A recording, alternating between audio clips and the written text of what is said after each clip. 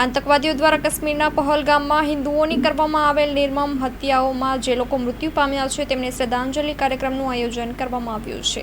આતંકવાદીઓ દ્વારા કાશ્મીરના પહલગામમાં હિન્દુઓની કરવામાં આવેલ નિર્મમ હત્યાઓમાં જે લોકો મૃત્યુ પામ્યા છે તેમને શ્રદ્ધાંજલિ કાર્યક્રમનું આયોજન કરવામાં આવ્યું છે। અહેવાલમાં ન્યૂઝ નિખિલ ગાયકે વડોદરા।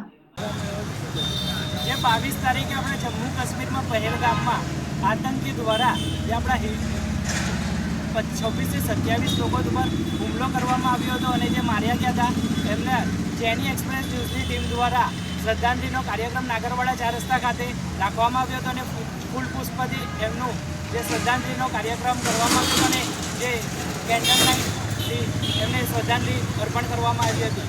એણે આઈડેન્ટિટી કાર્ડ જોઈ જોઈને એટલે એને ફિક્સ ટાર્ગેટ આપવામાં આવ્યો હતો તારે આ વ્યક્તિને મારવાના છે કારણ આતંકવાદી આવે ને તો ટાર્ગેટ હોય।